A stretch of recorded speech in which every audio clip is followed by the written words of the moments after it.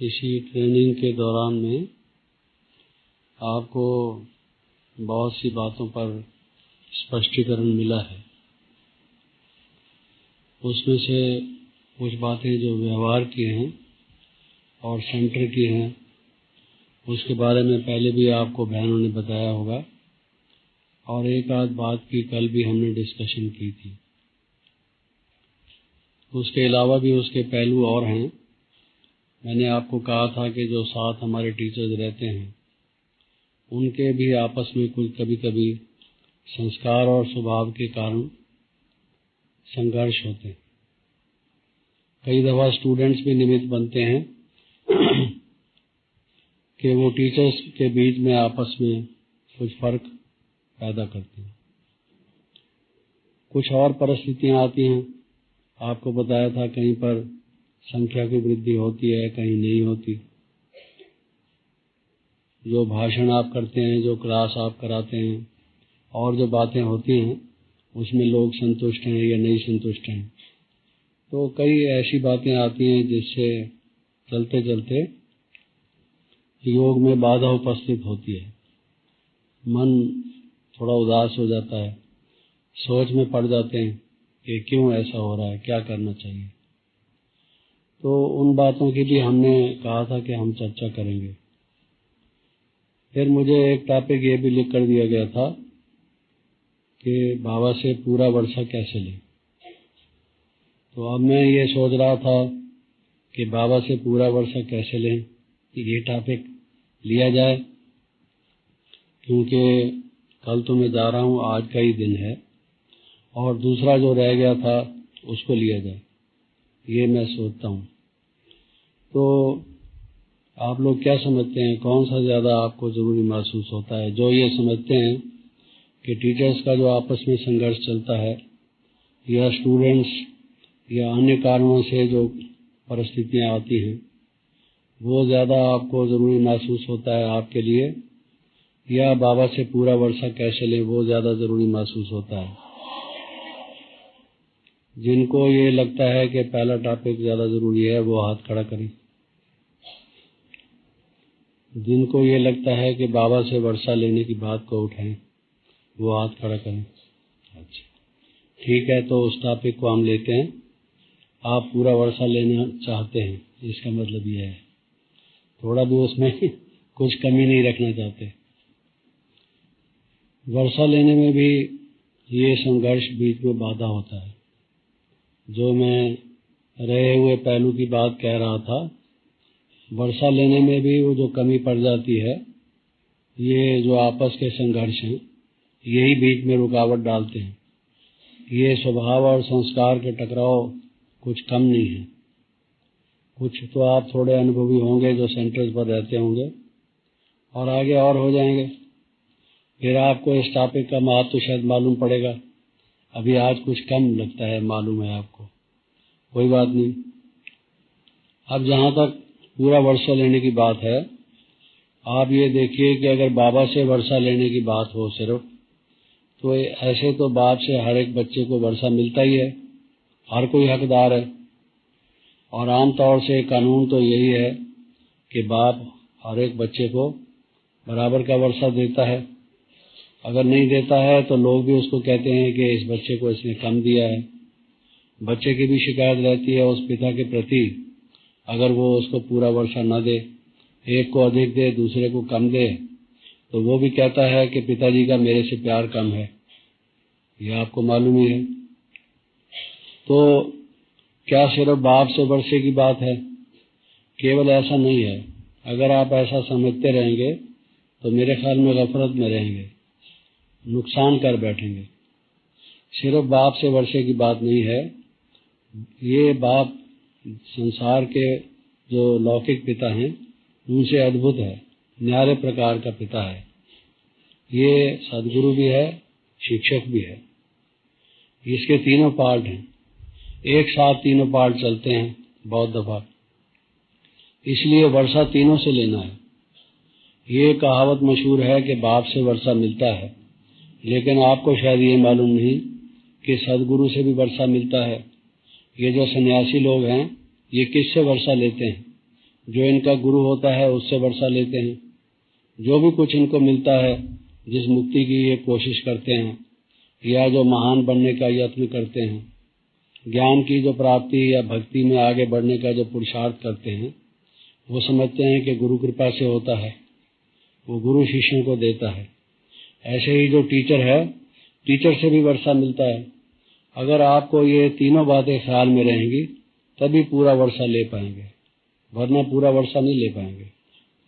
सिर्फ अगर ये सोचेंगे कि बाप से वर्षा मिलता है तो फिर तीनों वर्षा नहीं ले पाएंगे। आपने देखा होगा कई ब्रह्मा कुमारियां, ब्रह्मा कुमार ज्ञान में ऐसे हैं जिनका जो वरिष्ठ बहन भाई हैं उनके साथ बड़ा नज़दीक का संबंध है, उनके बड़े लाडले हैं और उन पर जिम्मेवारियां भी रखी जाती हैं, वो कार्य भी करते हैं। लेकिन योग लगाने में, मुरली पढ़ने में, अपना पुरुषार्थ करने में थोड़ा बहुत अन्य लोगों से वो कुछ मात्रा में कम ध्यान देते हैं। तो आप खुद ही महसूस करते होंगे कि फलां बहन या फलां भाई, फलां बड़ी बहन या फलां बड़े भाई के नज़दीक हैं, लेकिन इनका जीवन तो कुछ और टाइप का है। ऐसा आपको देखने में आता होगा। तो आप क्या समझते हैं कि उनको पूरा वर्षा मिल जाएगा? पूरा वर्षा तो नहीं मिलेगा। बाप से तो मिल जाएगा क्योंकि वो कुमारियां और कुमार बन गए। बाप तो हर एक को वर्षा देने आया ही है। मुक्ति का वर्षा तो हर एक को मिल जाएगा, लेकिन जो जीवन मुक्ति रूपी वर्षा है वो तो नहीं मिलेगा सबको। वो नंबरवार पुरुषार्थ अनुसार मिल जाएगा। परम धाम में या ब्रह्मलोक में अपने उस पारलौकिक घर में लौटने की जहाँ तक बात है, वो तो बाबा ने सबसे वायदा किया हुआ है कि मैं आपको ले चलूंगा। शांति तो मिल जाएगी और जैसे कैसे जो बाप के गुण हैं थोड़े बहुत वो भी आ जाएंगे, लेकिन बाकी जो सारी प्राप्तियां हैं वो तो नहीं होंगी। कई लोग आपने देखा होगा ज्ञान में बहुत तेज हैं, उनको वो कल्प की आयु 5000 वर्ष है, वो समझाने में बहुत निपुण है। ये समझाना है गीता का भगवान कौन है, बड़ा जटिल विषय है, उसको वो सुगमता से समझा देंगे। कोई वाणी में से प्रश्न पूछो, उत्तर ठीक दे देंगे। भाषण करना हो बड़ा अच्छा करेंगे, लेकिन सहनशीलता नहीं है, सेंसिटिव हैं, थोड़ी थोड़ी बात में महसूस कर जाते हैं, रो पड़ते हैं, आपने देखा होगा। तो आपको आश्चर्य होता होगा कि अभी तो इस बहन ने सहनशीलता पर अच्छा भाषण किया था और इसमें स्वयं तो सहनशीलता है नहीं। तो आपने देखा होगा कि वो भाषण करने में तो प्रवीण है, लेकिन वो गुण तो धारण हुआ नहीं। और दूसरों को कहेंगे सब सेवा करनी चाहिए, सेवा तो एक समान है, मार्क्स एक जैसे मिलते हैं। अगर उनको कहो कि आज आप जरा झाड़ू लगा दो और कोई नहीं है, तो समझेंगे मैं तो भाषण करने वाली बहन हूँ, सीनियर बहन हूँ, मैं क्यों झाड़ू लगा दूँ, झाड़ू कोई दूसरा लगाए। अगर सब सेवा एक समान है और हमने तन मन धन से सेवा करनी है और हमको ये बताया जाता है कि साकार रूप में बाबा इतने वृद्ध होने के बावजूद भी वो शारीरिक रूप से भी सेवा करते थे और ये कहते थे कि मेरा तन भी सफल हो, ये भी सेवा में लगे, हड्डी हड्डी लगे, दधीची ऋषि के समान। और ये तो कुछ स्थूल काम तो करने को तैयार नहीं है, ये समझती है कि ये घटिया काम है और केवल भाषण करना, SML कोर्स कराना या योग शिविर कराना या शिवरात्रि, जन्माष्टमी, रक्षाबंधन पर लेक्चर झाड़ देना, यही एक बहुत बड़ी सेवा है। कोई VIP आया उसको प्रदर्शनी दिखा देना, तो इसका भाव कुछ और है, तो वो धारण तो हुआ नहीं उसको। तो इसका मतलब क्या हुआ कि इसको भी पूरा वर्षा मिलेगा नहीं। तो आप समझ रहे हैं ना इस बात को, वर्षा पूरा किसको मिलेगा? जो तीनों से पूरा वर्षा लेगा। अब तीनों से पूरा वर्षा किसको मिलेगा, ये समझने की जरूरत है। लेकिन पहले पहले तो एक महत्वपूर्ण बात बुद्धि में अच्छी तरह से बिठा दीजिए कि सिर्फ बाप से वर्षा नहीं मिलेगा, बल्कि टीचर और सदगुरु से भी मिलेगा। इस पॉइंट को मिस नहीं करना, अगर इस पॉइंट को मिस किया तो नुकसान हो जाएगा। दूसरी बात यह है कि केवल बाप से नहीं मिलेगा, बाप दादा से मिलेगा। बाबा आमतौर से मुरली में कहते हैं कि ब्रह्मा बाबा से आपको क्या मिलेगा, जिसके पास है ही क्या, मैं क्या दूंगा आप बच्चों को। मुझे खुद ही शिव बाबा दे रहा है। तो बाबा तो अपने आप को गुप्त रखते हैं, छिपाते हैं। कभी भी बाबा अपनी महिमा तो करते नहीं, अपनी प्रत्यक्षता तो करते नहीं, और हमेशा शिव बाबा के गुण गाते हैं कि बच्चे योग उससे लगाओ, मुझे क्यों याद करते हो, मैं तो देहधारी हूँ, मैं तो आपकी तरह से एक मनुष्य हूँ, ऐसा कहते। लेकिन कुछ वर्षा ऐसा है जो ब्रह्मा बाबा से मिलेगा। बाबा तो वो भी है ना, शिव बाबा भी बाबा है, ब्रह्मा बाबा भी बाबा है, तो बाप और दादा है, दादे से भी वर्षा मिलेगा, बाबा से भी वर्षा मिलेगा। तो ये बात भी मत भूलना, ये न सोच लेना कि शिव बाबा से तो मेरा कनेक्शन है, ब्रह्मा बाबा से क्या है, वो भी तो एक मनुष्य था। ठीक है, उसने अच्छा पुरुषार्थ कर लिया, वो नंबर 1 में चला गया, लेकिन परमात्मा तो एक शिव ही है। परमात्मा एक शिव जरूर है, लेकिन क्या सारे कल्प में कोई और ऐसी आत्मा मनुष्य सृष्टि में है जो इतना समय तक अव्यक्त धाम में बाबा के अंग संग रहे? ये कम बात है। शिव बाबा जिसको अपने साथ रखे, हम लोग शिव बाबा को यहाँ याद करते हैं, और शिव बाबा उस ब्रह्मा बाबा को अपने साथ ही रखा हुआ है अव्यक्त धाम में। कितने वर्ष हो गए हैं? 1969 से लेकर और अभी 98 है। इतने वर्ष शिव बाबा के अंग संग कोई रहे, ये छोटी बात है? कौन किसको साथ रखता है? अगर कोई किसी को पसंद ना हो, किसी में कोई विशेषता और गुण ना हो, या कुछ अच्छे लक्षण ना हो, तो क्यों रखेगा? और वो भी शिव बाबा जो संपूर्णता चाहता है, जो परफेक्ट है, वो उसको ही तो रखेगा जिसमें कुछ ऐसी सुगंधी होगी, जिसमें कुछ ऐसे गुण होंगे, ऐसे कर्तव्य होंगे, वो ऐसी विशेष आत्मा होगी। सारी आत्माओं में से एक ही आत्मा ऐसी है। आप देखिए, पुरुषार्थ तो हम लोग भी कर रहे हैं और बहन भाई भी कर रहे हैं, और किसी का ड्रामा में ये पार्ट तो है नहीं कि वो बाबा के अंग संग इतना समय तक रहे और वो अव्यक्त रूप बन के और सारी सृष्टि को ऊपर से वो लाइट और माइट का सकाश दे स्वयं भी, और जाके आत्माओं की जगह जगह पर सेवा करे। ये तो बहुत ही अद्भुत बात है। लोगों को तो पता ही नहीं कि ऐसा भी योग कोई होता है जिससे कि किसी को ऐसी भी सिद्धि प्राप्त हो गई। परम धाम में अगर हम जाएंगे, शिव बाबा के साथ रहेंगे, वहाँ तो वो भी मौनी साधु है, हम भी मौनी साधु हैं।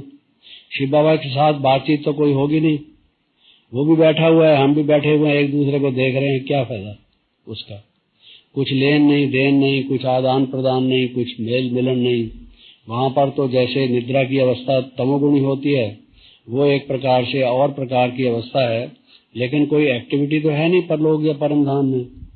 ये शिव बाबा और ब्रह्मा बाबा का ऐसा मिलन, आप सोचिए कि इतने वर्ष तक अंग संग रहे, तो वो नजदीक होने का ही जो प्रभाव पड़ता है। शिव बाबा जो ऑलमाइटी है, सर्वशक्तिमान है, जो पूर्ण प्रकाश रूप है, संपूर्ण है, परफेक्ट है, इस देह के लिमिटेशन से और अपने कर्मों और संस्कारों के लिमिटेशन से निकलकर, इस संसारिक झंझट और वातावरण से निकलकर अव्यक्त लाइट का रूप धारण करके, शरीर धारण करके, उस शिव बाबा के साथ जो रहेगा, उसको शिव बाबा का भी जो सकाश मिलेगा, प्रकाश मिलेगा, लाइट मिलेगी, माइट मिलेगी। शिव बाबा क्या करता है, कैसे करता है, क्यों करता है, बातचीत होती होगी, देखते होंगे, मिलते होंगे, ये कम बात है।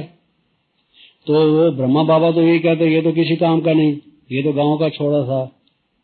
ये तो बाबा हमेशा, आपने देखा होगा, हमने बाबा को कहा कि आपकी जीवन कहानी लिखने के लिए लोग कहते हैं, क्योंकि कुछ एक हंगामा हुआ, लोगों ने ब्रह्मा बाबा के बारे में गलत बातें फैलानी शुरू कर दी। किसी ने कहा कि इनकी साइकिल की दुकान थी, ब्रह्मा बाबा की साइकिल की दुकान थी। ये आर्य समाजों ने एक किताब छापी कि ब्रह्मा बाबा, जिसको ये कहते हैं दादा लेखराज, और साइकिल की भी कोई नए साइकिलों की नहीं, साइकिल रिपेयर की, पंक्चर लगाने की। आप बताइए, होता है ना, साइकिल को पंक्चर लगाया जाता है, किसी का पहिया टेढ़ा हो जाए सीधा कर दिया जाता है बाहर एक वो ट्यूब लटका के रख देते हैं, या भाई ये साइकिल वाले की दुकान है। तो ब्रह्मा बाबा जिसको ये कहते हैं, उनकी एक साइकिल की दुकान थी, और बहुत सी फालतू बातें लिखी हुई, इसमें मैं जिक्र नहीं करना चाहता। तो बहुत मुखालफत की लोगों ने, आप तो कुछ और कहते हैं, लोग कुछ और कहते हैं। और आर्य समाज इतनी बड़ी संस्था है, उनके प्रमुख लोग और विशेष लोग अगर ये ऐसा कहें, हम लोग तो छोटे छोटे, हमारा कोई मान मर्तबा तो है नहीं, कोई पोजीशन तो है नहीं, उनमें से कोई MP, कोई बड़ा बिजनेसमैन, कोई पढ़ा लिखा, कोई पंडित, कोई विद्वान अगर ये बातें कहे तो छोटे मुंह बड़ी बात हमारी कौन सुनेगा। तो लोग कहते थे आप तो कुछ गलत बात बताते हैं, जो दादा लेखराज हैं उनके बारे में तो ये आर्य समाज ने ये लिखा हुआ है, हम कहते थे ये गलत है। तो वो कहते थे अच्छा अगर ये गलत है तो ठीक क्या है, वो बताओ, आप ठीक भी तो बताओ। हम उनको बताते थे, कहते थे फिर आप ये प्रिंट क्यों नहीं कराते, जैसे उन्होंने छपवाया हुआ है आप भी छपवाओ, जिसका कोई दूसरा विचार होगा वो बताएगा, सामने आएगा आपके। तो हमने बाबा को कहा कि ऐसे कहते हैं लोग और हम सोचते हैं कि जीवन कहानी लिखें आपकी ताकि सेवा हो जाए।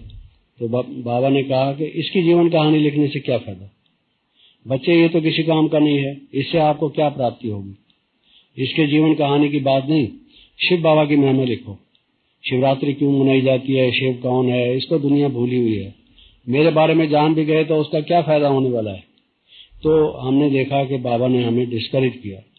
तो जब बहुत हमने अनुनय विनय किया, अनुरोध किया कि बाबा इसमें बहुत सेवा है, आप देखिए हमें ये इजाजत दीजिए, आप जो बात कहते हैं वो ठीक है, उसका भी कारण हम समझते हैं आप क्यों ऐसा कह रहे हैं और आप भी समझते हैं कि हम क्यों कह रहे हैं। तो अब हमको थोड़ी सी इजाजत दीजिए कि हम ये इसके विषय में कुछ छापें। तो ये जो जीवन कहानी की किताब है ये तो बाद में छापी गई थी। तो जब बाबा साकार में थे एक छोटी सी पुस्तिका, क्योंकि बाबा ने कहा कि तुम तो लंबा चौड़ा ग्रंथ लिख दोगे अगर हम तुम्हें बताएं तो। हमने कहा नहीं बाबा, लंबा चौड़ा ग्रंथ नहीं लिखेंगे। बाबा ने कहा हर एक धर्म वालों ने बढ़ा चढ़ा के लंबी चौड़ी बातें लिखी हुई हैं अपने धर्म पिताओं के बारे में, तुम भी वही काम करोगे। तो मैंने कहा नहीं, वही काम नहीं करूंगा, जो आप कहेंगे आपसे पास करा के छपवाऊंगा। तब कहीं मुश्किल से जाके थोड़ा बाबा से जो हमें पता था हमने लिख के बाबा को दिखाया, वेरीफाई कराया और छपाया। वो किताब छोटी सी थी, कोई 36 या 48 पेज की थी, ताकि कुछ तो लोगों को दे सकें कि क्या बात है वो, नहीं तो कुछ और कहते थे। तो ब्रह्मा बाबा तो अपने को छिपाते थे, गाड़ी में आते थे और हम लोग भाई बहन इकट्ठे होते थे, कोई माला लेके आता था तो बाबा कहते थे मुझे क्यों माला पहनाते हो, मैं तो सेवक हूँ, सेवक को मालिक लोग, तुम मालिक हो, बच्चे मालिक हैं बाप की प्रॉपर्टी के।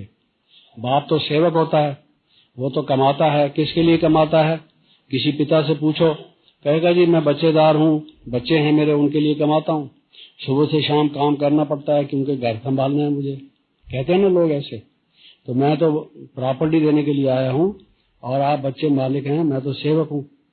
You are most obedient servant कहते हैं ना बाबा मुरली में। तो मुझे माला नहीं पहनाओ, ये माला पहनाया जाता है जो संपूर्ण पवित्र हो एकदम, जिसकी स्थिति देवी देवताओं को पहनाया जाता है। मैं कोई देवी देवता थोड़ी हूँ। तो वो भी बाबा मुश्किल से इजाजत नहीं देते थे, कोई आपको पता है ऐसी बहुत सारी बातें थी, छिपाते हैं बाबा। लेकिन आप लोग अब तो समझ गए होंगे कि ब्रह्मा बाबा क्या है। अगर ये मालूम नहीं है तो आपको ब्रह्मा कुमारी कहलाने का कुछ वो नशा भी आएगा नहीं, वो खुमारी नहीं चढ़ेगी कि किसकी बच्ची है आप। अगर आपको ये मालूम होगा जो शिव बाबा के अंग संग रहते हैं और जिन्होंने इतना पुरुषार्थ किया, थोड़े से समय में इतना पद प्राप्त कर लिया, ब्रह्मा वंदे जगत गुरुम शास्त्रों में लिखा हुआ है। ये जगत गुरु तो बाद में हुए जब शंकराचार्य ने आके, अब शंकराचार्य को उपाधि मिली, उससे पहले तो सब शास्त्रों में यही लिखा हुआ है ब्रह्मा वंदे जगत गुरुम। सारे जगत को ज्ञान तो ब्रह्मा से मिलता है, चाहे वो अभी अव्यक्त रूप में मिले चाहे वो साकार रूप में मिले।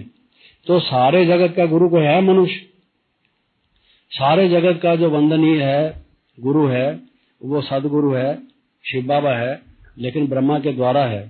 अच्छा, शिव बाबा नंबर 1 है, ब्रह्मा भी उसकी बात सुनते सुनते सुनते सुनते सुनते सुनते आखिर बाबा कई दफा ये भी कह देते थे कि कई लोग समझते हैं ब्रह्मा बाबा तो भुट्टू है, शिव बाबा ही सब कुछ सुनाता है, ब्रह्मा बाबा तो भुट्टू है। बच्चे अच्छा मैं भुट्टू भी हूँ तो भी शिव बाबा की बात सुनते सुनते जब तुम समझ रहे हो तो क्या मैं नहीं समझ गया, ये भी बाबा कहते थे। जिन्हें हिंदी और संस्कृत भाषा का ज्ञान है वो ये जानते होंगे कि ब्रह्मा बाबा के बहुत से पर्यायवाची नाम हैं, शब्द हैं।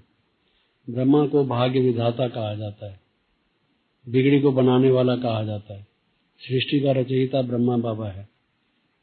अनेक उपाधियां, अनेक नाम ब्रह्मा को दिए जाते हैं। तो जो सृष्टि का रचयिता है जो भाग्य की रेखा लिखता है हर एक की। लोग कई दफा कहते हैं अरे भाई मैं क्या करूं, मेरी किस्मत ही ऐसी है, जिसने पैदा किया संसार को उसने मेरी हस्तरेखा ही ऐसी बना दी, मैं क्या करूं, मेरे मस्तक पर ही उसने लिख दिया, अब मैं मिटाऊं कैसे उसको। तो ब्रह्मा के लिए हमेशा कहते हैं, तो वो ब्रह्मा बाबा कोई कम है जिसके लिए कहा जाता है भाग्य विधाता है वो। अगर आप ब्रह्मा बाबा के निकट हैं, आपने उनके मन को जीत लिया है, उनके दिल रूपी तख्त पर आप बैठ गए हैं, ब्रह्मा बाबा को आप प्यारे लगते हैं, आपका बेड़ा पार है, आपकी किस्मत बनी बनाई। कोई भी आपको हिला नहीं सकता, अंगुली भी लगा नहीं सकता, हाथ उठा नहीं सकता। ये कोई कम बात नहीं है। ब्रह्मा बाबा कौन है उसको समझने की कोशिश कीजिए। ये मत समझिए कि भाई वो भी 2 हाथ 2 पांव 2 कान वाले व्यक्ति हैं, हमारी तरह से एक मनुष्य है। मनुष्य में भी अंतर है, कहाँ राजा भोज कहाँ गंगू तेली, बहुत फर्क होता है। तो ब्रह्मा बाबा कहाँ और दूसरे आज के मनुष्य कहाँ, कोई अंतर भी तो समझने की कोशिश करनी चाहिए। तो अगर उस ब्रह्मा बाबा के दिल पर आप नहीं चढ़े, उसके नजदीक आप नहीं आए, मैं ब्रह्मा कुमारी हूँ, कभी आपके मन में ऐसा गर्व नहीं हुआ। वो कहते ना, गर्व से बोलो हम भारतवासी हैं, हम भारत देश के वासी हैं। बहुत से लोगों को भारत का ही नहीं महत्व मालूम। बाबा कहते थे कि भारत की महिमा करो, ये भारत कौन सा डावे, सिंधी में बाबा कहते थे। भारत देश जिसका नाम है, ये कोई छोटी बात नहीं है। जहाँ भगवान का अवतरण हुआ, जहाँ ब्रह्मा हुए, जहाँ सरस्वती हुई, जहाँ लक्ष्मी नारायण हुए, ऐसे गिनते जाइए, वर्णन करते जाइए। है कोई ऐसा देश संसार में जहाँ भारत पर ऐसे कुछ जैसे कर्तव्य हुआ हो? तो जैसे भारत की बात है, उससे अधिक महत्वपूर्ण बात ब्रह्मा की है कि ब्रह्मा कौन है। जब आपको ये याद रहेगा कि उसने मुझे कुमारी के नाम से एक्सेप्ट किया है, मैं उसकी कुमारी हूँ, तो तब से आपके संस्कार इतने जल्दी तेज रफ्तारी से बदलेंगे कि बात मत पूछिए। आपके मन में एक कुमारी होगी, खुशी होगी। ब्रह्मा कुमारी तो आप हैं, ब्रह्मा कुमारी और हो जाएगी, कुमारी के साथ कुमारी भी हो जाएगी। कुमारी समझते हैं ना, नशा जिसको कहा जाए, वो थोड़ा सा रहेगा कि भाई मैं ब्रह्मा जो इतने बड़े महान हैं उसकी मैं संतान हूँ, उसकी मैं कुमारी हूँ। तो वर्षा शिव बाबा से भी लेना है, वर्षा ब्रह्मा बाबा से भी लेना है, और वर्षा पिता के रूप से भी लेना है, शिक्षक के रूप से भी लेना है, सदगुरु के रूप से भी लेना है। अब आप ये सोचिए कि पिता के रूप से वर्षा कैसे मिलता है, शिक्षक के रूप से कैसे, और सदगुरु के रूप से कैसे। पूरा वर्षा जब आप लेने की कोशिश करते हैं, मिसाल के तौर से टीचर है, आप ये देखिए टीचर से पूरा वर्षा कौन लेता है? पहली बात यह है कि जो रोज क्लास में जाता है। अगर कोई स्टूडेंट क्लास में एब्सेंट रहता है, टीचर से देर से क्लास में आता है, और जो होम टास्क उसको मिलता है, होमवर्क, कि ये घर से काम करके लाना, कल दिखाना मुझे, होमवर्क जो नहीं करता है, जो रिवाइज नहीं करता है, जो प्रश्न का उत्तर नहीं दे पाता है, जो परीक्षा में फेल होता है, क्या वो शिक्षक का वर्षा ले सकता है? तो शिक्षक का वर्षा कौन ले सकता है? जो पहले रेगुलर हो, अटेंडेंस में अटेंशन हो पूरी, स्टूडेंट लाइफ पर, मैं स्टूडेंट हूँ। और सबसे पहली बात तो ये teacher प्यूपिल relationship, teacher student relationship, जो शिक्षक और शिक्षार्थी, जो विद्यार्थी है, उसका संबंध कैसा होना चाहिए। जब क्लास में वो बैठता है, ये जो अदब है, आप देखिए कई लोग बैठते हैं, बाबा के सामने बैठते हैं, बाबा के चित्र के सामने, या शिव बाबा आए हुए होते हैं उनके सामने, ऐसे टांगे करके बैठ जाते हैं सामने। देखिए ये विदेश की कुछ बातें हैं, बूट पहन के, चप्पल पहन के, और इस तरह से बैठ जाते हैं सामने पांव करके। अब हम बाप के बच्चे हैं, बच्चे अगर बाप के सामने कैसे भी बैठ जाते हैं तो बाप परवाह नहीं करता, वो समझता है बच्चा है, इसको जैसे सहूलियत है बैठने में, कोई बात नहीं, बैठ जाओ। अगर उसकी टांगों में कोई तकलीफ है और वो टांगे फैलाने में संकोच करता है, तो बाप ही उसको कहता है कोई बात नहीं, कोई बात नहीं, ऐसे कर दो। वो तो उसको कंधे पर भी चढ़ा देता है, सिर पर भी चढ़ा देता है। लेकिन teacher, when you are a student, एक स्टूडेंट का आजकल देखिए किस तरह से स्ट्राइक होती है। और टीचर के बारे में कितने नारे लगाते हैं, क्या कुछ कहते हैं लोग। आपको कैसा लगता है? दुनिया को कैसा लगता है? टीचर्स को कैसा लगता है? सब लोगों को कैसा लगता है कि ये स्टूडेंट का लक्षण नहीं है? ये कोई पढ़ाई का तरीका है? उनकी बुद्धि में वो विद्या जो आती है वो विध्वंसकारी विद्या है, विनाश की तरफ ले जा रही है सारी।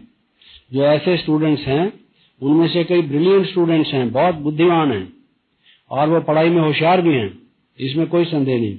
कई दफा वो जो शरारती लड़के होते हैं वो पढ़ाई में बहुत होशियार होते हैं, फटाफट उनको याद होता है और इम्तिहान में बड़े अच्छे मार्क्स ले आते हैं, लेकिन जो काम वो करते हैं दुनिया का नुकसान ही होता है? वो तो मुसीबत हुसैन है, मुसीबत हुसैन पूरे पैदा हुई। हमने बताया ना, एक दफा पहले ही बताया था कि किसी को बेटा पैदा हुआ, जब से पैदा हुआ उसको कभी बिजनेस में लॉस, कभी मकान की छत टूट गई, कभी कुछ हुआ, कभी कुछ हुआ। तो बेटे का नाम क्या रखूं? उन्होंने पूछा, कहता है इसका नाम रख दो मुसीबत हुसैन, क्योंकि जब से ये पैदा हुआ है मुसीबत ही मुसीबत है मेरे ऊपर। तो जो ऐसा विद्यार्थी है तो वो तो मुसीबत हुसैन है। टीचर कहेगा ये कब खत्म हो और ये जाए जो शरारत करता है, आपको मालूम है। तो टीचर के प्रति स्टूडेंट का रिगार्ड कितना होना चाहिए। अगर वो रिगार्ड नहीं, मन में भावना नहीं, सम्मान की भावना नहीं, टीचर हमारे लिए वंदनीय है, हम उसको नमस्कार करते हैं, नमो नमः हमारे लिए। जो टीचर के प्रति इतना अदब नहीं रखता, विद्या कैसे उसको प्राप्त होगी? विद्या के लिए तो कहा गया है भाई जो विनय जिसमें हो उसको ही विद्या प्राप्त होती है। तो विनय ही ना हो, नम्रता ही ना हो उस टीचर के प्रति, टीचर डांट देता है, कुछ कह देता है, तो उसमें अपना फायदा भला समझ करके हमें पढ़ाने वाला है, ये हमें क्या करने वाला है। वो कहते हैं ना, ये शाम न विद्या न तपो न दानम, इस तरह से बताते हैं।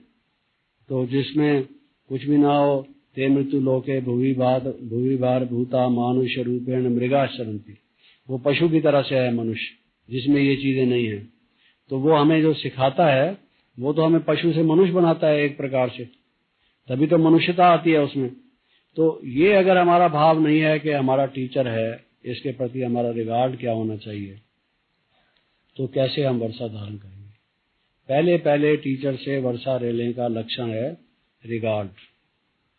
फर्स्ट, उसके प्रति सम्मान, आदर भाव, उसके प्रति नम्रता, उदंडता नहीं।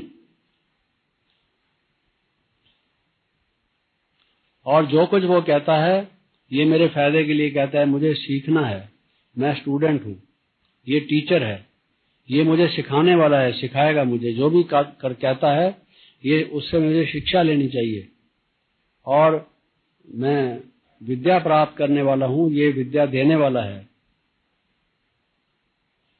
तो मैं विद्या द्रविणम, तो वो विद्या देने वाला जो हमारा शिक्षक है उसके प्रति हमारे ये भाव होनी चाहिए। दूसरा, रेगुलरिटी, कभी भी क्लास को मिस नहीं करना, मुरली को मिस नहीं करना। Not a single day in our life, जीवन में वो कौन सा दिन था, कभी भी ऐसा दिन नहीं था जब हमने पढ़ा नहीं पूरी तरह से। और फिर पढ़ने का मतलब ये है कि जो उसने उसमें कहा उसका पालन नहीं किया, उस पर हम चले नहीं। क्योंकि पढ़ाई एक तो होती है थ्योरी, दूसरा होता है प्रैक्टिकल्स। तो थ्योरी भी और प्रैक्टिकल भी वो जो हमें पढ़ाता है, जैसे मान लो वो कहता है कम बोलो, धीरे बोलो, मीठा बोलो, है जी। वो बताते हैं ना, युधिष्ठिर को भी पांडवों को कहा कि भाई सत्य बोलो। तो फिर दूसरे दिन पूछा, हाँ बच्चों ये आपको याद हो गया, पाठ पढ़ लिया आपने? सबने बोला हाँ पढ़ लिया। युधिष्ठिर से पूछा, उसने कहा अभी नहीं मुझे पढ़ा, अभी नहीं, मेरी बुद्धि में पूरा धारण नहीं हुआ। तो सब लोग हंसने लगे, ये बड़ा भाई है हमारा और ये कहता है ये सत्य बोलो, इतना सा भी इसको नहीं समझ में आया। लेकिन सत्य बोलो कह देना तो आसान है, और कैसी भी परिस्थिति हो उसमें से सत्य बोलो, ये कितना कठिन है। वो बताते हैं भाई 4 व्यक्ति अपने एक शहर से दूसरे कहीं गए देश में कुछ बिजनेस करने के लिए, उनके साथ एक छोटा बच्चा था। तो वो माँ ने उसको कहा कि तू भी इनके साथ जा, थोड़ा बहुत सौदा तू भी करना सीख, कुछ कमाई करके ले आ। पिता उसके थे नहीं, उनके साथ उसको भेज दिया, कुछ पैसे उसको बांध दिए यहाँ पर अपने उसके। तो ले गया वो।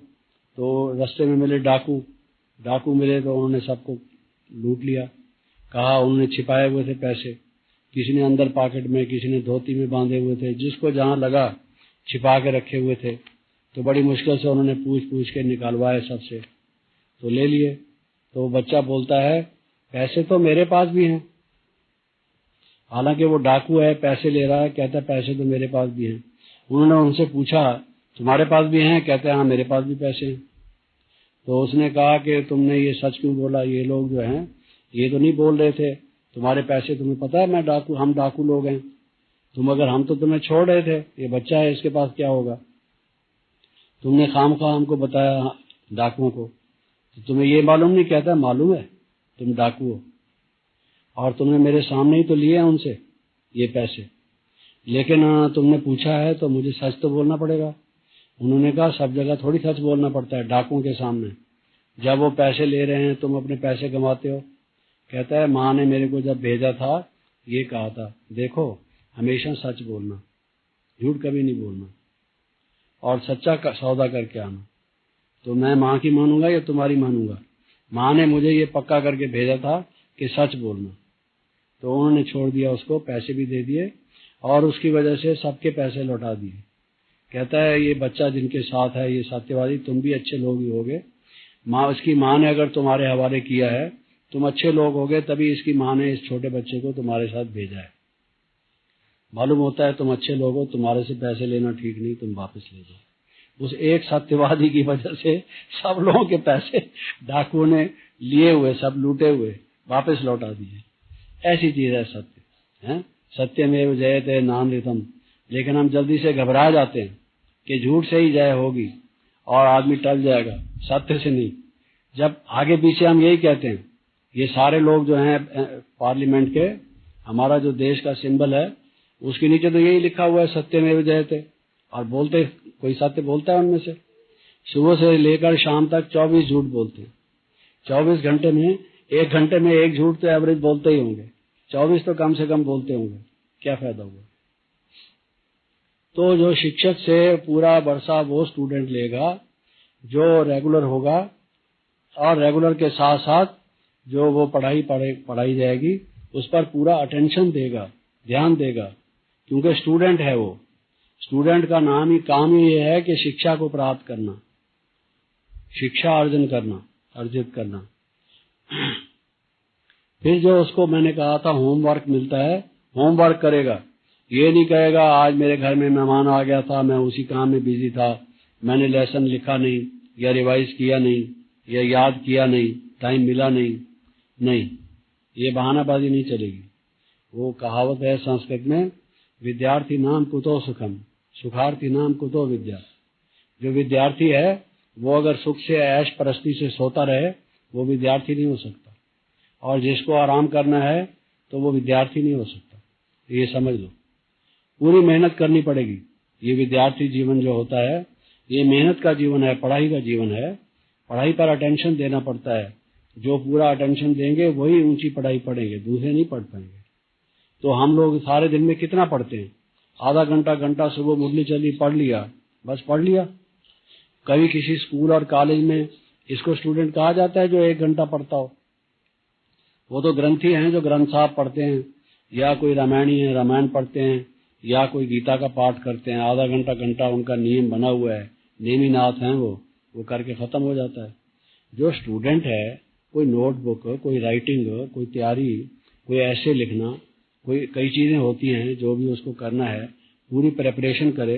सुबह से लेकर कपड़े धोना, खाना बनाना, सफाई करना, खाना खाना, ये करना वो करना, सब कुछ करना, पढ़ाई कुछ नहीं पढ़ना, पढ़ ली सब।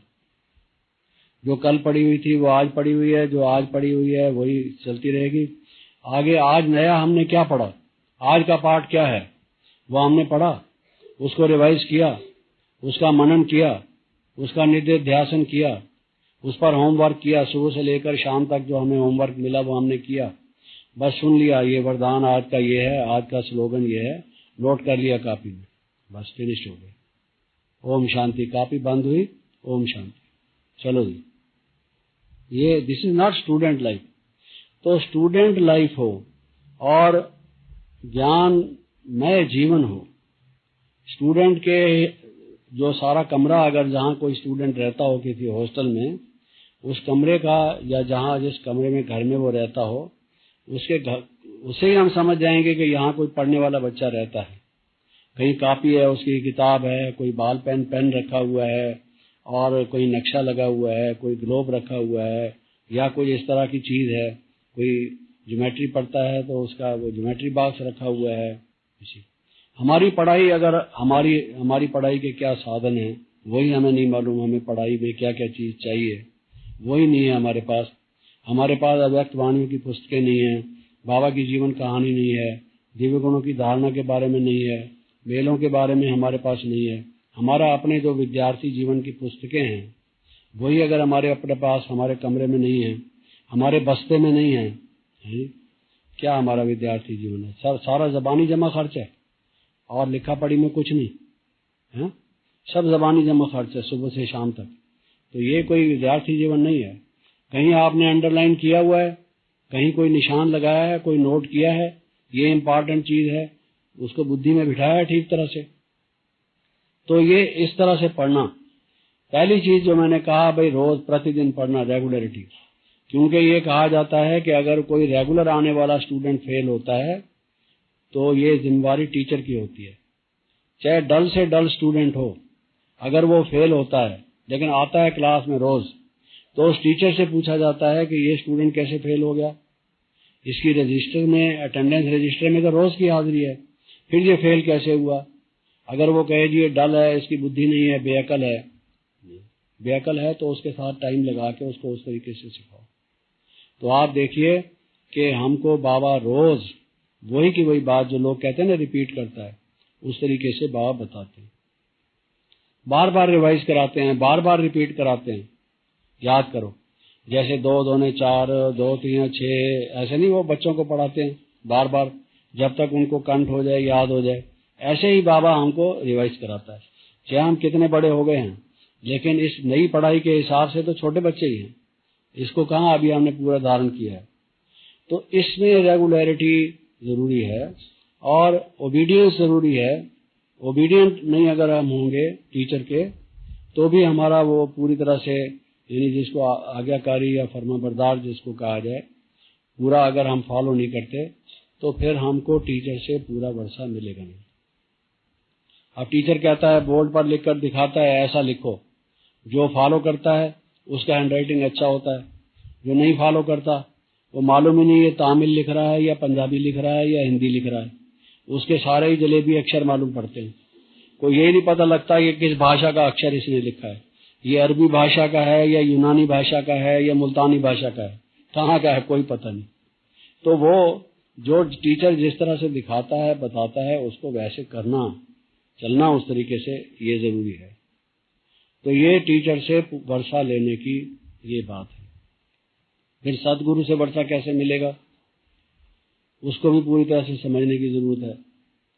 सदगुरु से वर्षा कैसे मिलेगा? सदगुरु से वर्षा लेने के लिए पहली बात यह है पूर्ण पवित्रता। पूर्ण पवित्रता, रूहानियत। क्योंकि गुरु रूहानी शब्द है, टीचर और गुरु में हम फर्क कर रहे हैं। आमतौर से विद्यालयों में टीचर को गुरु भी कहते हैं कई लोग, हिंदी में या संस्कृत में, ये हमारे गुरु जी हैं, मतलब ये क्या हमारे टीचर हैं। लेकिन हमने टीचर और सदगुरु को अलग किया है। तो ये सदगुरु के साथ हमारा जो नाता है वो एक डिसिप्लिनरी नाता है, अनुशासन। इसमें सबसे पहले हमारा अनुशासन जो है, आध्यात्मिक अनुशासन, इंद्रिय निग्रह जिसको कहा जाता है, इंद्रियों पर कंट्रोल, सेल्फ कंट्रोल। वो उपनिषदों में एक कहानी आती है कि भाई बहुत जोर की बारिश हुई और गुरु को एक शिष्य प्रिय था, उसने कहा फलाने तुम जाओ, बारिश बहुत तेज आ रही है और वहां से पानी आ रहा होगा, खेत में अंदर जा रहा होगा, सारी खेती नष्ट हो गई होगी। देखो वहां से जो वो मेड़ बनाई हुई है मिट्टी से, कहीं टूट तो नहीं गई। अगर वो कहीं से टूट गई होगी तो बारिश खेत में आ जाएगी पानी और सारी खेती खराब हो जाएगी। जाओ बच्चे, जाओ बेटा, इसलिए गुरु को भी बाबा कहते हैं लोग, मालूम है ना आपको। जैसे नानक को बाबा नानक कहते हैं, और किसी भी धार्मिक आश्रम में आप जाइए, गुरु को या महंत को या साधु को लोग क्या बोलते हैं? बाबा। वो भी बाबा कहते हैं उसको। तो बाबा क्यों कहते हैं? उससे भी वर्षा मिलता है। तो उसने उसको जाकर कहा कि जाके देखो। बस सर्दी पड़ रही थी, बहुत ठंडक थी, और वो भागता हुआ नींद छोड़कर गया बेचारा उठकर। गुरुजी ने आज्ञा दी है, और वहां देखा तो वो जो बांध था, बांधा हुआ छोटा सा, वहां वो टूट गया था। मिट्टी ही तो थी, जोर से पानी आया, उसने मिट्टी धकेल दी और पानी आने लगा खेत में। अब वो मिट्टी तो ठहरती नहीं थी, रात का टाइम, अंधेरा, अब वो कहाँ से उसको रोके? सारा खेत खराब होने वाला था। वो खुद ही वहां लेट गया, ऐसे करके लेट गया। ये जो है इसको बांध बना दिया, बट ऐसे नहीं लेटा, पीठ के बल नहीं लेटा, साइड के बल लेट गया, जिससे कि पानी उससे टकरा के वापस चले जाए। तो बेचारे ने सारा वहां लेट गया और पानी रोक लिया, खेती को बचा दिया।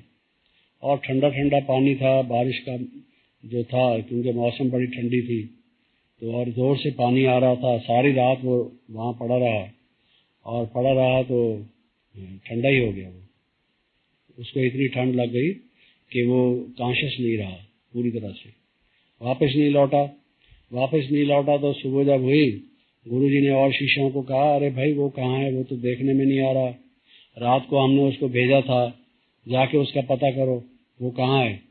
जाके देखा वो वहां लेटा हुआ है। आधा चेतनता उसमें है, चेतना है, और आधा जो है वो थोड़ा मंद पड़ गया है। तो उन्होंने उसको कहा, कहता है इसको रोको पहले, नहीं तो पानी चला जाएगा। अभी तक भी पानी आ रहा था। गुरुजी ने कहा था कि जाओ देखो, पानी नहीं आना चाहिए। तो मैं तब तक नहीं हटूंगा जब तक इसका कोई इंतजाम नहीं होगा, क्योंकि उनकी आज्ञा थी कि इसमें खेत में पानी नहीं आना चाहिए। तो इतने तक उसने गुरु की आज्ञा का पालन करने की कोशिश की कि जान चली जाए। वो कहते हैं ना, धर्त पड़िए धर्म न छोड़िए।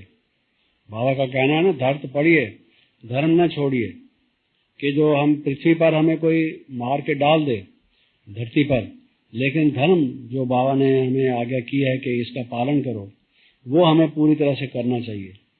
तो ये सदगुरु जो जिसके साथ हमारा एक स्टूडेंट का, शिष्य का सदगुरु के नाते से नाता है, उसमें सबसे पहली चीज जो है फेथफुलनेस, फेथ जो वो कहते हैं, वो उसमें विश्वास। अगर हम कहें ये, वो कहते हैं कि विनाश तो पता नहीं, ये अभी 2000 साल में विनाश हो जाएगा, और हम कहते हैं 98 तो हो गया है, वो भी खत्म होने को आ रहा है, आधा तो खत्म हो गया है, और ये इतने सारे पीरियड में कैसे सतयुग आ जाएगा? अभी तो लोग तैयार ही नहीं, 9,16,108 बने ही नहीं, इत्यादि इत्यादि। तो पहली बात जो है श्रद्धा और विश्वास, फेथफुलनेस, ये जो है जब तक वो नहीं होगी, गुरु उसको पूरा वर्षा देगा जो श्रद्धा को रखता होगा, भावना को रखता होगा, और जिसका फेथ होगा, विश्वास करता होगा। वो ये उसका टेस्ट है पहला। आप भी किसी को कोई चीज देंगे तो टेस्ट करेंगे। आप बाहर जा रहे हैं, किसी को कहते हैं ये मेरे जेवर रख लो, या मेरे पैसे रख लेना, मैं आऊंगा वापस तब आके आपसे ले लूंगा, जरूर आपको विश्वास होगा कि ये व्यक्ति जो है ऑनेस्ट है। कैसे आपको मालूम है ऑनेस्ट है? या तो पहले आपने उसको आजमाया है, या लोगों ने आपको बताया है कि हमने ऐसा किया था तो ये ऑनेस्ट आदमी है। आगे जो है वो शिरोधार्य, सिर पर धारण करने जैसी, जिसको हम टाले नहीं। ये गुरु खास तौर से जो है, ये तो काल है, ये तो धर्मराज है, ये तो स्वयं भगवान है। उसकी आज्ञा का उल्लंघन करना, उसकी बताई हुई बात को टालना, ये तो इसमें हानि ही हानि है।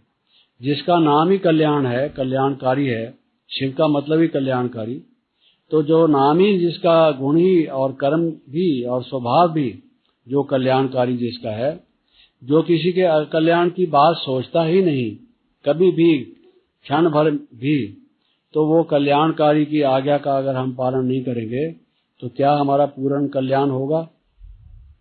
अगर हमने 80 उसकी 100 में से 80 आज्ञाओं का पालन किया, 20 आज्ञाओं का पालन नहीं किया, तो हमारा 80% कल्याण होगा, 20% नहीं होगा।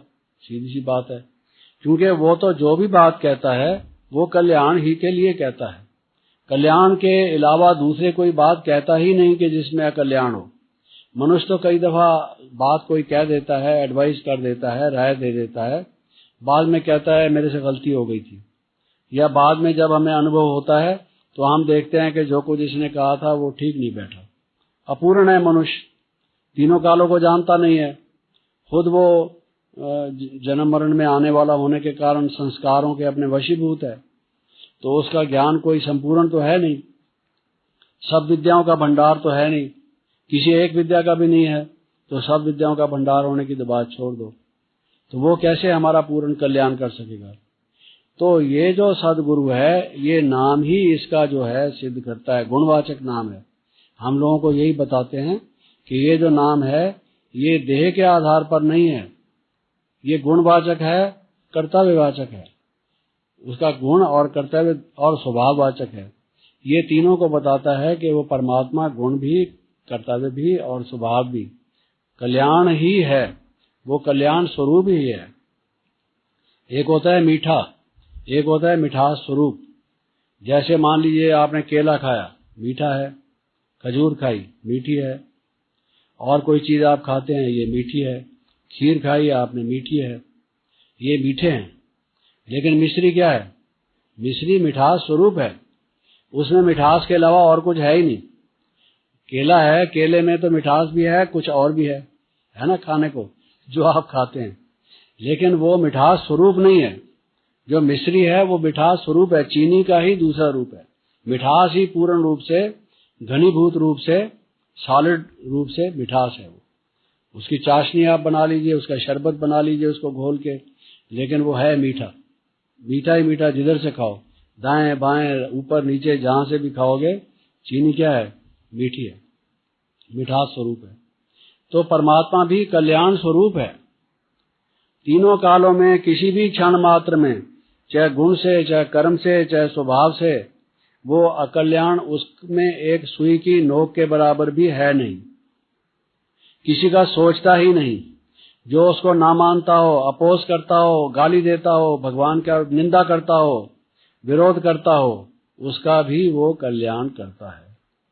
वो सबका कल्याण करता है, निंदक का भी कल्याण करता है, नास्तिक का भी कल्याण करता है। आपने देखा होगा कई लोग नहीं मानते भगवान को, बाबा कहता है बच्चे कहाँ जाएगा, ये भी आखिर हट्टी तो एक है, यहीं आएगा, इसको प्यार से चलाओ, धीरे धीरे चलाओ, समझ जाएगा, सीख जाएगा, कल्याण तो इसका भी करना है।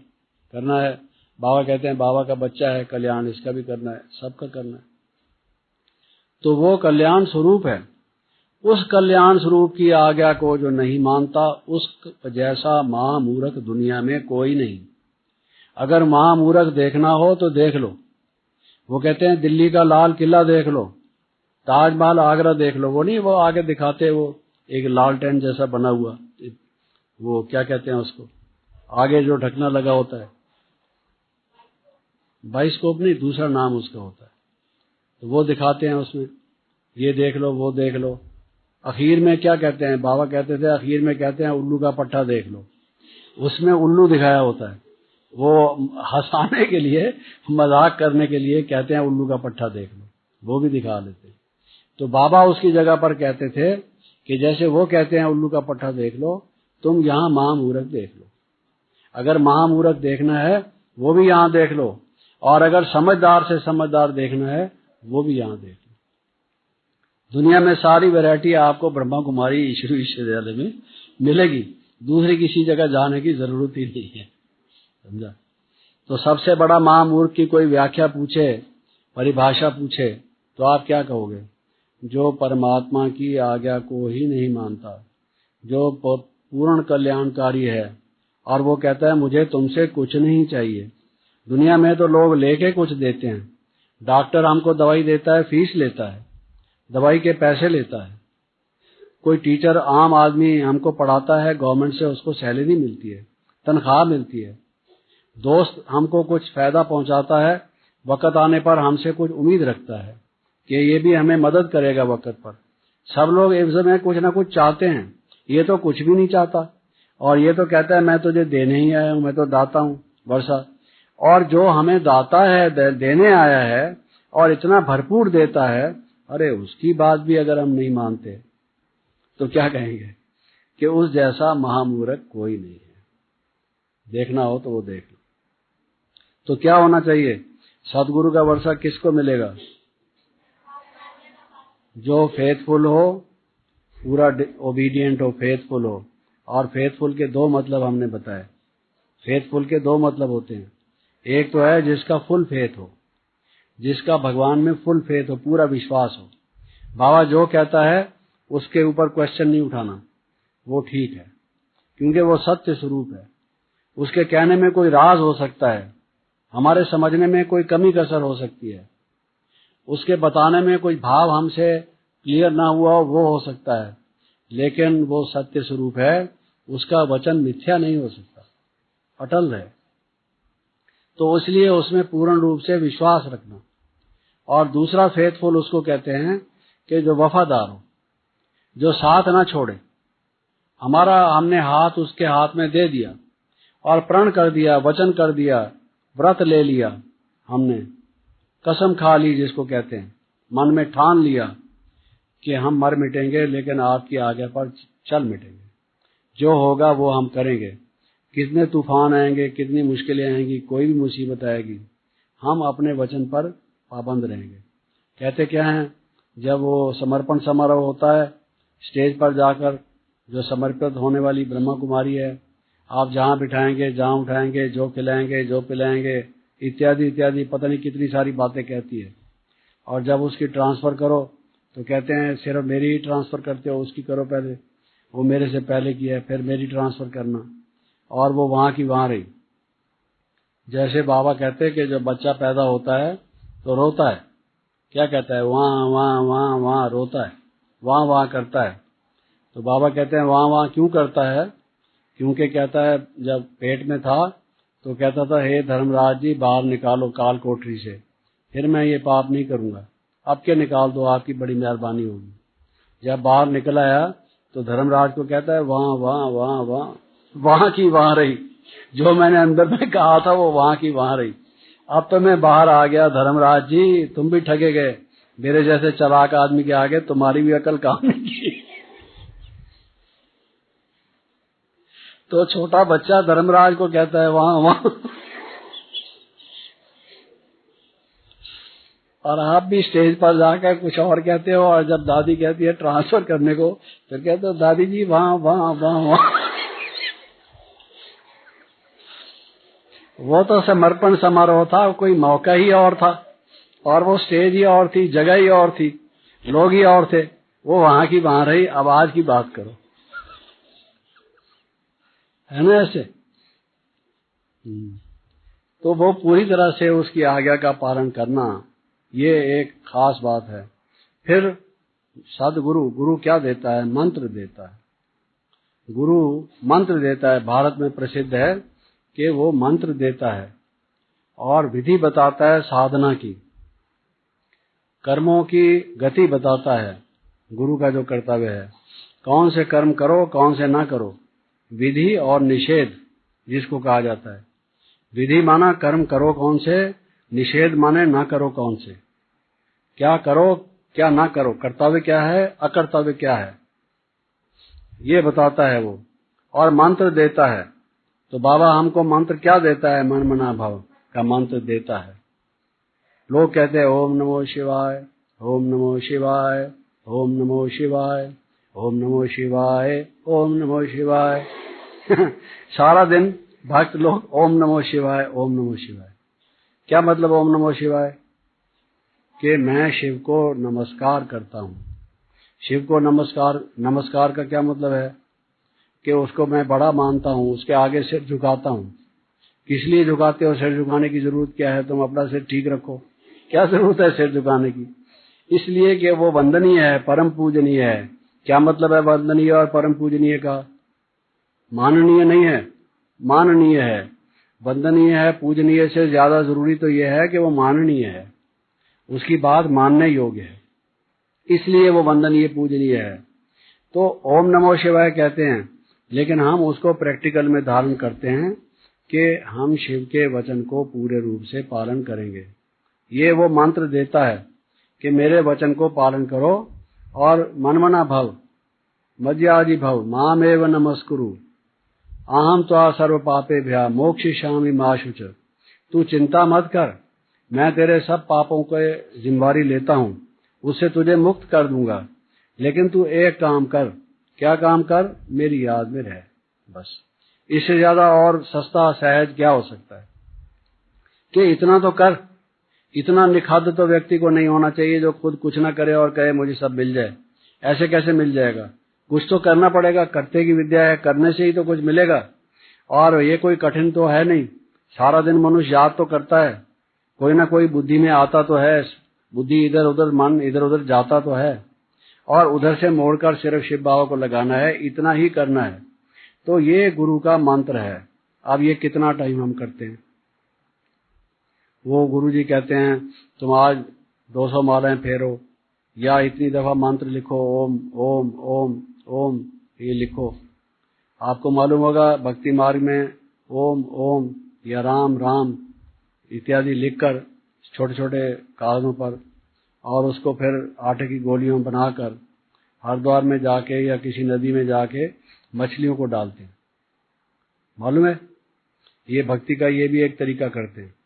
आज दिन भर में 1 लाख दफा तुम ओम ओम लिखो, ये गुरु की तरफ से आज्ञा मिलती है, और मछलियों को डालो। वो मछली बेचारी इतना एक वो होम्योपैथी की गोली की तरह से वो छोटा सा आटा का खा जाएगी, चलो खत्म हुआ। लेकिन इस संसार रूपी नदी में या सागर में जो मनुष्य रूपी मछलियां हैं उनको ज्ञान डालो ये लिखकर। ये शुरू यहां से हुआ कि तुम इतनी दफा लोगों को कम से कम इतना तो समझाओ, इतने लोगों को तुम समझाओ। उन्होंने वो मछलियां जो हैं उनको देना शुरू कर दिया। अब उसमें ओम लिखा हुआ है या राम लिखा हुआ है, वो मछली क्या करेगी? हैं? एक तो पानी में बह जाएगा, मिट जाएगा, और अगर उसके पेट में भी जाएगा, पेट में दर्द होगा बेचारी के। और ना तो नदी में कोई केमिस्ट है ना डॉक्टर है, वो तो मर जाएगी बेचारी। लेकिन उसको ओम को उसमें डाल के धोखा देता है उसको, और आटे में लपेट के उसको डाल देता है। वो आटा खा जाती है जो भी है। तो उससे उसको क्या लाभ हुआ? भाव तो ये था। तो मनमना भव मनमना भव मनमना भव जो बाबा ने हमको कहा हुआ है, मुझे याद करो, मुझे याद करो। बच्चे निरंतर याद नहीं कर सकते, दिन में 8 घंटे याद करो। अच्छा 8 घंटे याद नहीं कर सकते, इतना याद करो। अच्छा इतना भी याद नहीं कर सकते, इतना तो करो। अच्छा इतना भी नहीं कर सकते, इतना तो करो। कितना बाबा ने कहा हुआ है? अरे इतना भी नहीं कर सकते तो फिर क्या होगा? फिर बाबा कहता है मैं धर्मराज को कहूंगा, हे धर्मराज जी इसकी खाल उतारो। अभी मैं बाप हूं, शिक्षक हूं, सदगुरु हूं, शिक्षा दे रहा हूं, वर्षा दे रहा हूं। नहीं मानोगे, बाद में धर्मराजपुरी में आओगे, फिर कोई रियायत नहीं होगी। अभी मैं रियायत करूंगा, मार्क्स भी दूंगा, ग्रेस मार्क्स भी दूंगा, मदद भी करूंगा, गाइडेंस भी दूंगा, कुछ कठिनाई आएगी उसमें सहयोग दूंगा। और अगर अभी नहीं मानोगे, फिर मैं कहूंगा लगाओ हिंटर इसको, या वो जो तेल उबल रहा है बड़े बड़े कड़ाहों में डाल दो इसको, इसका भी आज जो है वो इसको वो कचरी की तरह से तल दो इसको भी पूरी तरह से। क्या नतीजा उसका होगा? कितनी सख्त सजाएं मिलेंगी। नहीं समझ में आता है। इतना समझाने के बाद, डराने के बाद, सारी बात बताने के बाद भी अगर समझ में नहीं आता है तो क्या उसका नतीजा होगा? इससे शायद तो कोई भी नहीं बता सकता कि क्या करो। और ये आजमा के देखो आप। बाबा कहते हैं ये योग प्रत्यक्ष फल देने वाला है। आप एक दिन भी अगर पूरी तरह से जो बाबा कहता है याद में रह के देखो, आपको कितनी खुशी, कितना आनंद मिलता है, कितना हल्कापन महसूस होता है, देह से न्यारापन कितना लगता है। योगी जीवन का लाइफ ही क्या है, आपको अनुभव होगा। प्रत्यक्ष फल मिल जाएगा, उसका उसी दिन मिल जाएगा। ऐसा नहीं कि भाई 1 महीना काम करो और महीने के अंत में तनख्वाह मिलेगी तुम्हें। सारा महीना बैठो और फिर उसके बाद किराया मिलेगा तुम्हें। 1 महीना बैंक में पैसे जमा कराओ, उसके बाद ब्याज मिलेगा, ऐसा नहीं। ये उसका उसी तत्क्षण प्रत्यक्ष फल तुम्हें मिलेगा। ये बाबा ने कहा हुआ है। तो सदगुरु से अगर वर्षा लेना है तो फेथफुल बनो, ओबीडियंट बनो, और जो गुरु ने मंत्र दिया है उस मंत्र के अनुसार चलो। और क्या कर्तव्य और क्या अकर्तव्य वो बताता है, क्या करो क्या ना करो। खाना क्या खाओ क्या ना खाओ, कौन सी चीज पढ़ो कौन सी चीज ना पढ़ो, क्या देखो क्या ना देखो। ये फिल्में देखते हैं, टीवी देखते हैं मिसाल के तौर से, कैसा संग करो कैसा संग ना करो, हैं?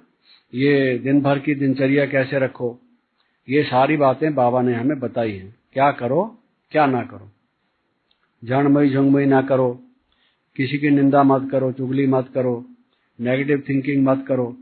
एक कागज पर आप लिख लो क्या ना करो, ये बाबा ने क्या कहा है, और क्या करो ये भी लिख लो। तो फिर आपको मालूम पड़ेगा कि ये गुरु की आज्ञा है। आपने बाबा की जीवन कहानी में ये मालूम किया होगा कि जब बाबा लौकिक जीवन में थे तो उनको गुरु ने तार भेजा कि फौरन आ जाओ, और उन दिनों उनका वो बच्चे का क्या था, जन्मदिन था, और बाबा ने कहा कि पार्टी के लिए इनवाइट किया हुआ था लोगों को, सारा उसका इंतजाम किया हुआ, और उसका टेलीग्राम आ गया तुम इस तार को देखते ही फौरन चले आओ। तो उन्होंने जसोदा मैया को, अपनी यानी युगल को कहा कि मुझे जाना पड़ेगा, गुरु की तार है। तो उन्होंने कहा आप कैसे जाएंगे, सब लोगों को बुला के आप चले जाएंगे, क्या कहेंगे लोग, क्यों गए, ऐसी क्या बात थी। तो बाबा ने क्या कहा कि गुरु की आज्ञा काल की आज्ञा के बराबर है, उसको मैं नहीं टाल सकता। हालांकि कोई बहुत बड़ा काम नहीं था, तो भगवान ने क्यों इस रथ को चुना, क्योंकि शुरू से ही उसमें कुछ ऐसे अभ्यास थे, ऐसे उसकी योग्यताएं थी, क्वालिटीज थी, जिसकी वजह से उस रथ को चुना। वो गुरु की आज्ञा को पूरा मानने वाले थे, तो बाबा भी उसको चुनेगा, शिव बाबा, जो पूरी आज्ञा को चलने वाला हो। अगर ब्रह्मा ही नहीं चलेगा पूरी आज्ञा पर, दूसरों को कैसे चलाएगा, उनको क्या बताएगा। तो ऐसे रथ को चुना। तो हम उसकी जो करना क्या है नहीं करना क्या है, डू एंड डोंट, डूज क्या है डोंट्स क्या है, क्या करना है क्या नहीं करना, पॉजिटिव क्या है नेगेटिव क्या है, जो हम कहते हैं पॉजिटिव थिंकिंग है, फुल स्टॉप कहाँ लगाना है, क्वेश्चन कहाँ करना है, कामा कहाँ लगाना है, और शुरू कहाँ करना है। ये सारी ग्रामर हमें मालूम नहीं होगी, और कर्म विधान हमें मालूम नहीं होगा, कर्म के नियम, कर्म के दर्शन, कर्म की फिलॉसफी नहीं हमें मालूम होगी, तो कैसे हम चलेंगे। तो शिव बाबा जो सदगुरु हैं, ये चीज हमें कर्मों की गति बताते हैं, उस कर्मों की गति को बता के सदगति वो कराते हैं। दूसरी बात यह है, कई गुरु जो गुरु कहते हैं, सो कॉल्ड गुरुज, तथा कथित गुरु जिनको कहा जाए, वो तो भक्ति मार्ग के गुरु हैं। शिव बाबा जो हैं ज्ञान मार्ग के गुरु हैं, वो योग मार्ग के गुरु हैं। शिव बाबा जो हैं वो योग सिखाते हैं। तो शिव बाबा टीचर का कार्य है, ये सृष्टि क्या है, तीन लोग क्या हैं, ये कल्प कितने समय का है, इत्यादि इत्यादि बातें बताना, वो टीचर हो गया। और योग क्या है, योग की विधि क्या है, योगी के लक्षण क्या हैं, योग लगाना कैसे चाहिए, ये सदगुरु का कार्य है, ये योग गुरु सिखाता है। तो जो योग बाबा सिखाते हैं, उस योग को अगर हम प्रैक्टिस नहीं करते, या उस योग की विधि पूरी तरह से नहीं सीखते, सिद्धि नहीं प्राप्त करते, तो हम में अच्छे शिष्य के लक्षण नहीं है। सदगुरु के साथ जो हमारा संबंध होना चाहिए, सदगुरु के पास जाने की जरूरत ही इसलिए है। अगर किसी को कोई पढ़ाई पढ़नी है तो यूनिवर्सिटी में पढ़ ले, टीचर के पास पढ़ ले। तो शिव बाबा, ब्रह्मा बाबा जो हैं वो पिता और टीचर के रूप में वर्षा ले ले।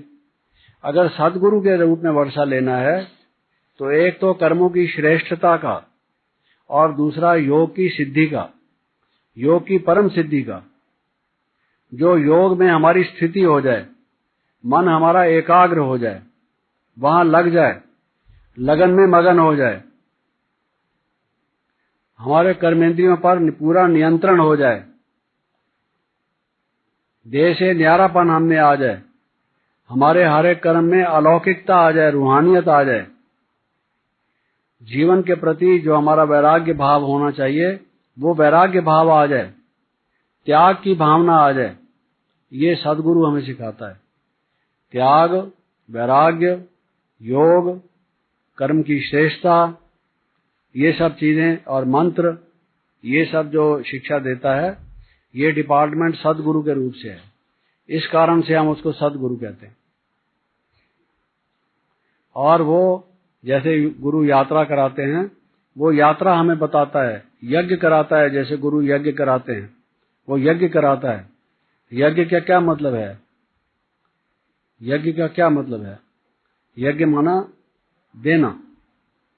जैसे मान लीजिए जो भी यज्ञ करते हैं, जो होम भी करते हैं, अग्निहोत्र करते हैं, अग्नि जगाकर जो यज्ञ करते हैं, हर थोड़े समय के बाद जब वो आहुति डालते हैं तो उसमें क्या कहते हैं?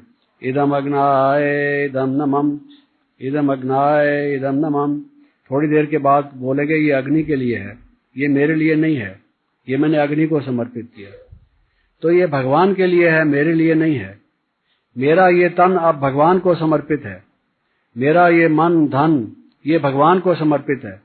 जैसे कपड़ा धोबी को दिया जाता है कि इसको धो डालो, जैसे भी चाहिए, जो भी इसको साबुन लगाना हो, कुछ भी डालना हो, डिटर्जेंट, इसको स्वच्छ कर दो, भट्टी में डालकर या जैसे भी सोटा मारकर, जैसे भी चाहो इसको स्वच्छ बना दो। तो बाबा कहते हैं कि ये गुरु, ये जो है धोबी भी है बाबा, ये साफ करता है जन्म जन्मांतर के लिए, ये आत्मा के सारे मैल को धो डालता है। लेकिन अगर आप समर्पित ही नहीं होंगे, अपने आप को बाबा के हवाले करेंगे ही नहीं, धोबी को कपड़ा ही नहीं देंगे, वो भट्टी में डालेगा कैसे? आप भट्टी में बैठते हैं, मान लो यहां पर भट्टी में बैठते हैं, भट्टी में कैसे बैठते हैं? जैसे वो भट्टी होती है, देखा होगा आपने धोबी की भट्टी को, देखा है किसी ने? हैं? धोबी की भट्टी को नहीं देखा, फिर ये भट्टी कैसे करोगे तुम? पहले आओ दिल्ली में, जमुना जी के कंठे पर तुम्हें धोबी की भट्टी दिखाएं, फिर तुम्हें मालूम पड़े।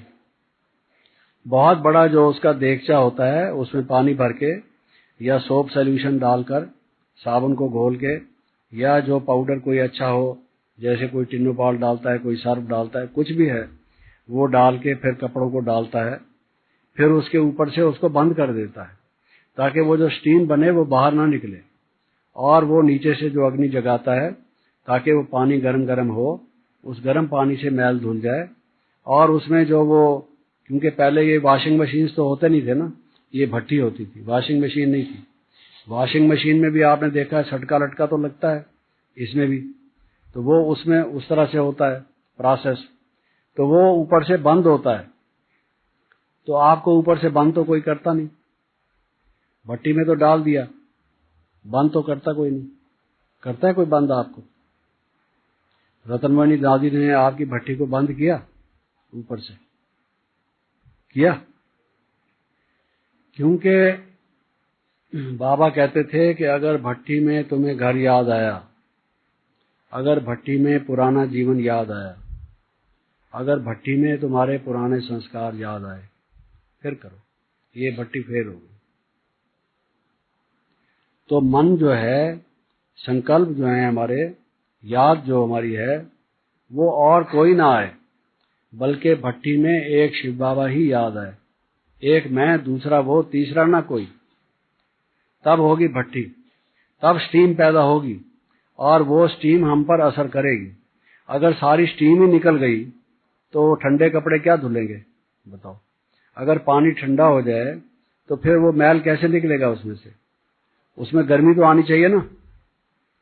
तो इसलिए अगर किसी को भट्टी में आया था याद, कोई इस किस्म की लौकिक बातें, कोई मित्र संबंधी दोस्त, पुराना जीवन, विद्यार्थी जीवन, घर की कोई बात, या कोई पुराना संस्कार, या सेंटर की कोई जो रहती है, सेंटर के साथ रहने वाली किसी बहन की बात, या इधर उधर की कोई बात अगर याद आई थी तो उसकी भट्टी ठीक नहीं हुई, फिर करो तुम।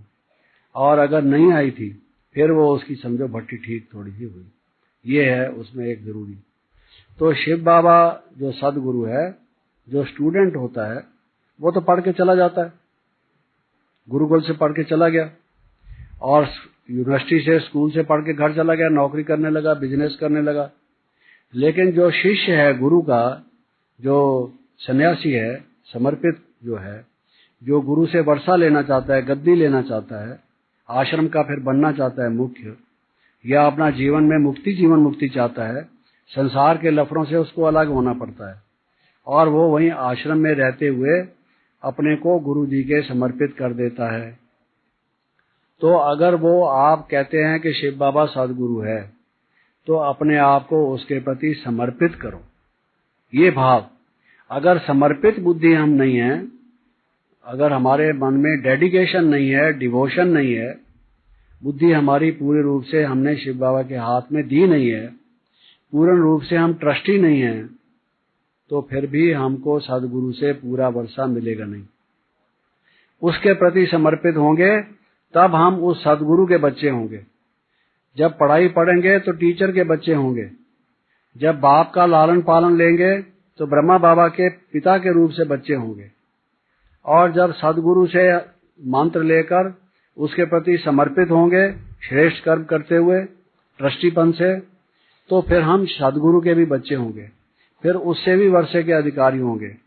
तीनों वर्षे जब हमें मिलेंगे तब हमको संपूर्ण वर्षा मिलेगा। अब इनमें से जो कोई भी काम अगर होगा तो पूरी प्राप्ति वर्षे की नहीं होगी। आगे समझ बात कि नहीं?